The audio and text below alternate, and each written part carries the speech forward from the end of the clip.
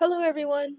So now that we've gone over thesis statements, evidence or showing, and all the different strategies, now we're bringing it all together and we're going to talk about analysis. So, what is analysis and why do we need it? So, I think the best way to explain it is to illustrate it. So, here is an example passage here. So, growing up as a middle child is difficult. My parents always paid more attention to my older sister and my younger brother. The lack of attention I received was unfair. So, we have a little mini paragraph here. Let's pretend it's part of a bigger essay.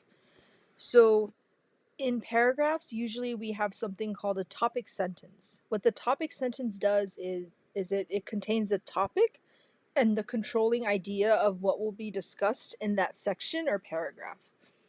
So why do we call it a controlling idea? Because it controls what you talk about for the rest of that section. And in that way, the paper is organized and you have clear indications of where one idea is and where the next one starts. So here, the topic sentence, and again, normally that's the first sentence of a paragraph or section.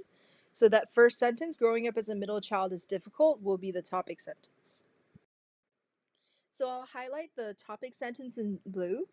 So we know that in this paragraph, this is what the writer wants to talk about, how growing up as a middle child is difficult. So the rest of this paragraph, are they telling you about how it was difficult, or are they showing you using evidence or strategies? What do you think? So if you said they're only telling you, then you are correct. So I highlighted the telling here in yellow. So we have a topic sentence, we have some telling, and of course we know this needs a little bit more. So here I've added a little bit more. So during dinner time, my parents always asked my older sister how she was doing in her classes. They would also ask my younger brother how his soccer practice went. Then, for the rest of dinner, my father would talk with my brother about sports while my mother and sister also held their own conversation. So, the rest of this paragraph that's not highlighted, are they telling you still, or are they now showing you how it can be difficult? If you said that they're showing you, then you're correct because here we have details. We're in a personal example now, right? So now they're giving a very specific example of when it's difficult. But something's still missing. We have our topic sentence, telling, showing, but it feels like it hasn't come together, right? So what's really missing here is that the showing we have or the evidence, it needs explaining, it needs analysis. So, analysis is an explanation that connects your evidence or showing back to your topic sentence and your thesis statement. The analysis helps the reader understand and make sense of how your evidence supports your claim, and it explains why the evidence you provided matters. So, analysis can look like a lot of different things. Let's say you use the strategy of narration for your showing. So after you give that short narrative piece, if you give your interpretation on it or like what you felt based off of that experience, that could be analysis. But mainly it's just how does everything connect, right? And it's also how the writer's voice emerges and joins the conversation. So why do we say that? Because analysis is your voice when you're using analysis. It's your interpretations of things, it's your feelings on things, right? It's your explanation, your connection to things. So that's where we really see the writer's voice emerge. So I've added some analysis after the showing.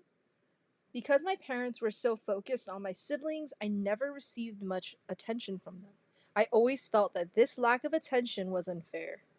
Notice how the analysis now directly connects back to the topic sentence. So it's kind of like it's wrapping up that paragraph or section. It's wrapping it up into a nice bow. So let's look at another example that shows why analysis is so important.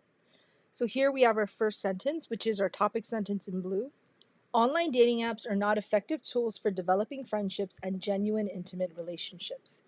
So, here, based on this topic sentence, the reader understands okay, this is what the writer is going to talk about in this paragraph or section.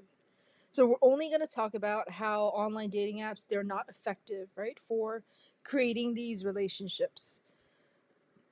Now we have some telling in yellow. So while online dating apps can introduce people to potential matches, they often fall short in fostering the meaningful connections and depth necessary for long-lasting friendships and authentic relationships. So here, the writer's just telling you, right, that dating apps, they fall short in doing these things, but they haven't shown you anything yet. It's not evidence, it's not a strategy, right? So here in green is where now we have the evidence. So in a study done by sociologist Joe Cruz from Guam Community College, only 11 out of 200 people between the ages of 18 to 30 that were polled stated that they had at least one long-term relationship or friendship with someone they had initially met on a dating app. So we still have something missing, which is that analysis. For the reader, they're like, okay, you gave me this statistic, 11 out of 200, um, but still 11 people, right? They were able to get into a long-term relationship or friendship through a dating app.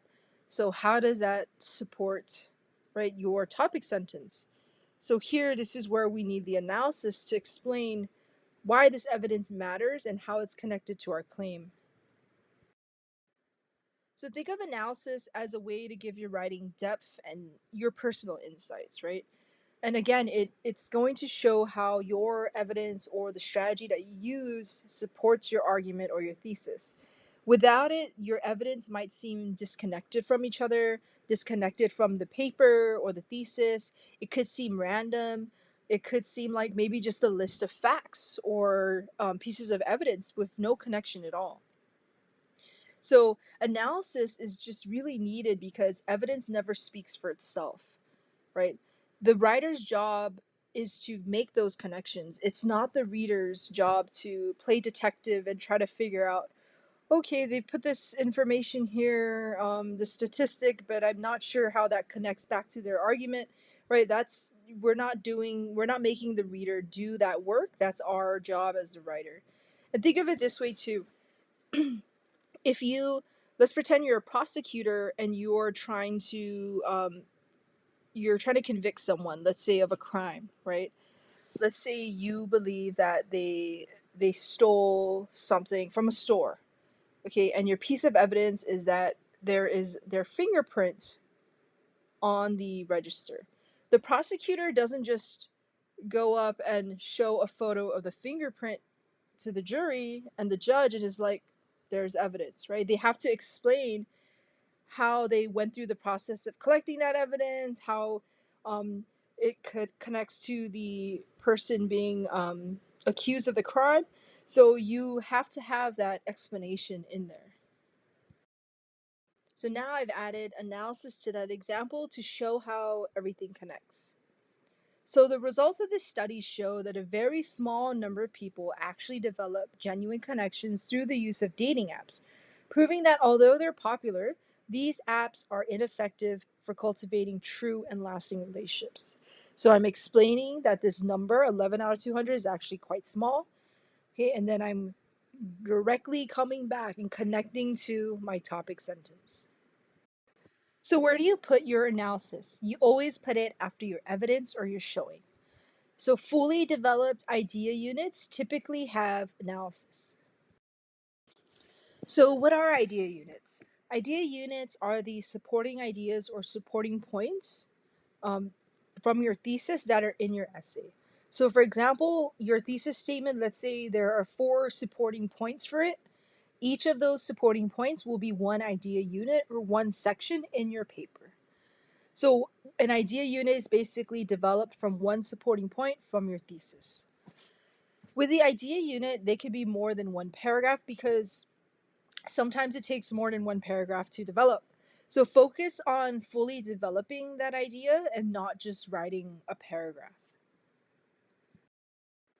So here's an example structure of a fully developed idea unit. So let's say you have a thesis statement, you have the 4 supporting points. So let's say we're going to work on your first supporting point in your body, right? In that idea unit, you'll usually start with your topic sentence, have some telling, have your showing, which is your evidence or strategies, and include your analysis.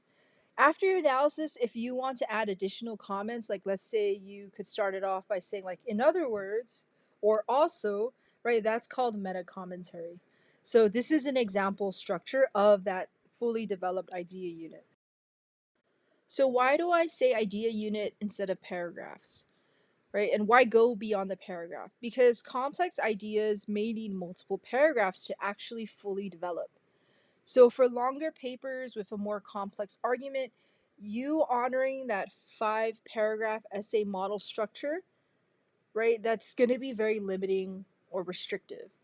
So if you're not familiar with it, many beginner writers, especially in high school, are taught the 5 paragraph essay model.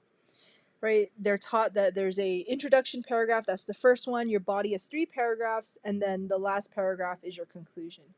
And that's a great template, right? For again, beginner writers. It's like training wheels, right? It gets them prepared to um, go into academic writing. But now that we're here in EN 110, we need to take the training wheels off. So don't restrict yourself and limit yourself by trying to fit everything into 5 paragraphs, because real arguments in real life, they don't only take 5 paragraphs, right? They could be 6 paragraphs, 7, 10, right? It's really up to you. Also, I get this asked a lot, which is how many sentences do I need per paragraph? And you were probably told, right, in high school or middle school, you need 5 to 7 or 5 to 10 sentences a paragraph. But don't be restricted to that either. Sometimes a paragraph has like 2 sentences, sometimes it does have 11, right? So it just really depends on the writer. So don't feel limited in trying to hit certain rules, right? If we follow these rules, right, it's just going to constrain you. So it's really important for this essay, especially the argumentative essay, to move beyond the mindset of, oh, the 5 paragraph model, the 5 paragraph model. Instead, start considering your paragraphs or your supporting points as a section or idea unit. And that section and idea unit, right, could be 2 paragraphs, it could be 3, right? It's really just up to the writer. So how do you go beyond the paragraph? Maybe let's say you have a supporting point, but it's quite huge. So you could break that into subpoints, right? And make that like 1 paragraph each.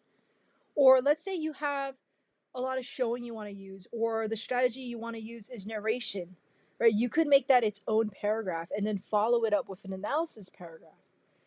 So there's many different ways to go beyond the 1 paragraph per supporting point mindset.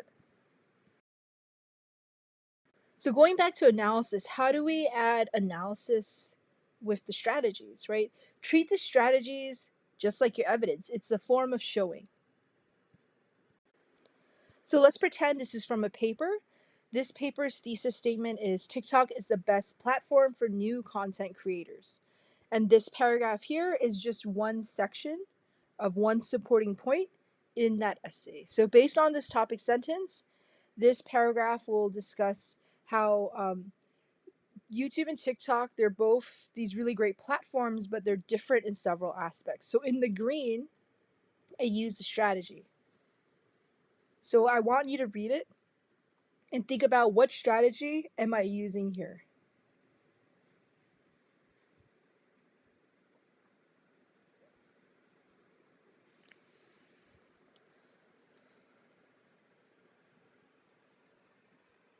So maybe press pause to read it. So in the green, the strategy that I'm using is comparison and contrast, right? And I'm doing a point by point comparison. My purple in analysis, now I'm explaining what this all means, because if I just left it at that and I didn't put my analysis, the reader will be like, okay, you just compare to contrast TikTok and YouTube based on different characteristics, but what about it, right? That doesn't support your argument, right? So now my analysis, I'm saying, yeah, they both, right, they both shape modern culture, but TikTok is superior, right, because we can reach more diverse audiences in a more quick manner, right? So now I'm trying to connect it back to my thesis statement that this is why TikTok is the best platform.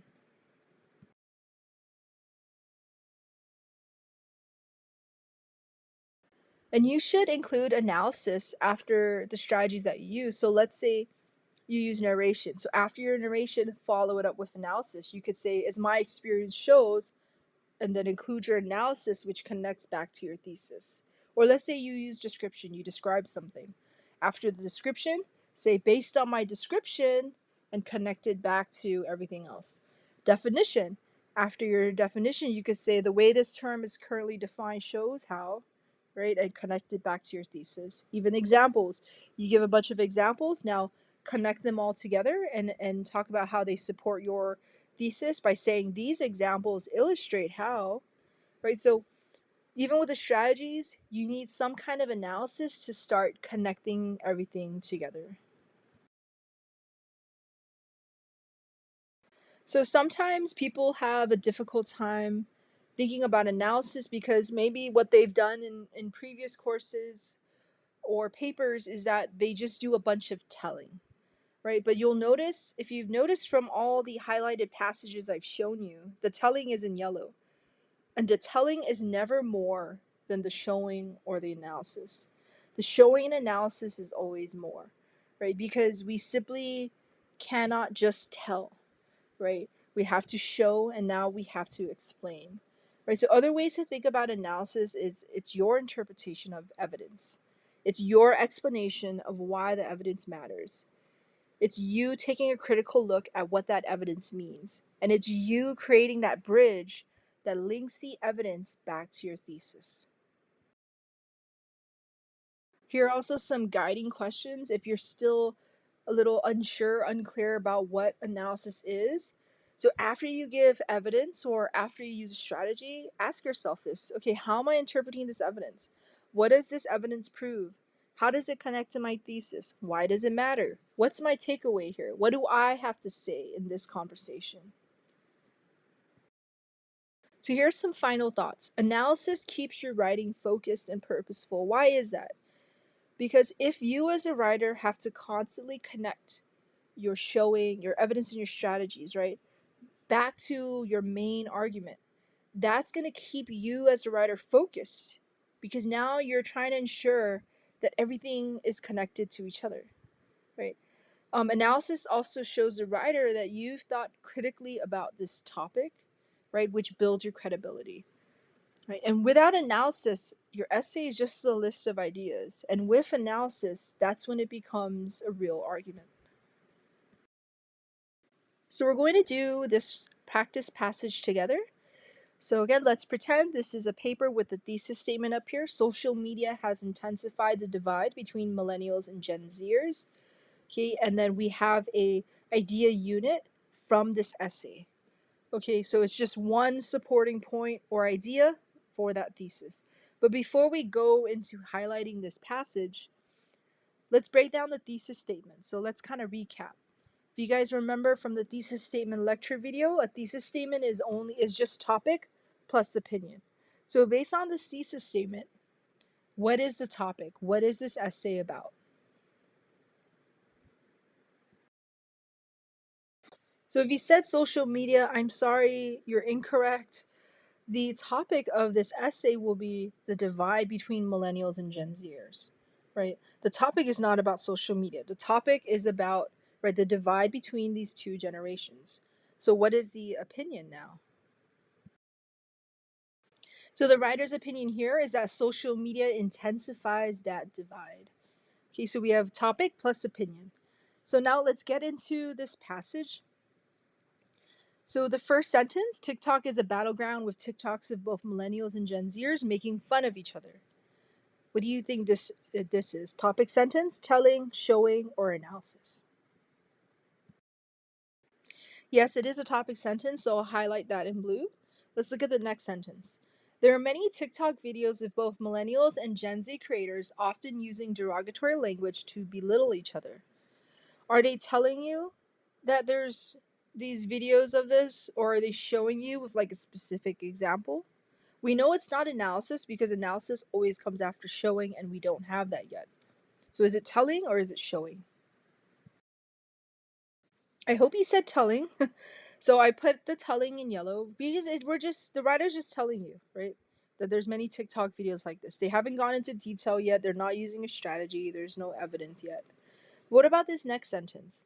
In one TikTok by creator Zach Brown, for instance, A millennial man is mixing alcohol, and a Gen Z man approaches him asking, at what point will you guys realize that being an alcoholic isn't a personality trait? What do you think this is? Is it still telling, or are they now showing you with evidence or strategy? Yes, it is showing because we're in a specific example now, right? We even have the creator's name and some details about what's going on in the video. How about the next sentence? The millennial man replies, liquor is my love language, and the Gen Z man says, that's sad. Are we telling or are we still showing? Are we still giving details about the example? So now what about this next sentence? The Gen Z man's remarks imply that millennials tend to lean on images of alcohol and drinking, assuming the persona of alcoholics in a way only they believe is cool. So are we still giving details about this example, which is showing, or are we now getting what the writer thinks is going on here? Okay, if you said analysis, you're correct. Right, because this is now the writer's own interpretation of what's going on here. So, how about the next sentence? The millennial man rebuts by asserting that eating Tide Pods and having the attention span of a fruit fly is also sad. Is this still analysis, or did we go back to showing? Yes, we went back to showing. So, I'm going to do that in green. It's showing because we're giving, again, specific details about that example. So, now let's do the next sentence. His comments are meant to demean Gen Zers by making them out to be juvenile and immature. Are we still showing, or are we now getting the writer's interpretation of this evidence? Yep, now we have analysis. This is the writer's interpretation. So, what about the rest of these sentences? What do you think? I want you to take a second, maybe press pause, and think about what the rest of these sentences are. Are they showing? Are they analysis? Did we go back to telling? So, the rest of this is all analysis and meta commentary. So there's one thing I want you to really notice, right? And the reason that we do this highlighter thing is to show you the balance here. So notice that the telling is very minimal because, again, we can't just tell, we have to also show. So notice that the showing and the analysis, right, are balanced, and the telling never overpowers the other things. So I think this is something important to note. Highlighting is also useful for you, right? If, let's say, if you've gotten feedback from me already where I'm saying, oh, there's not enough showing, you need more development, what about more strategies, right? So that's what development is. It's having the green and the purple, right? If I say that, that means you might have too much yellow. You're just mostly telling. So have the green, have the purple, right? And make sure that green and purple is a lot more than that yellow.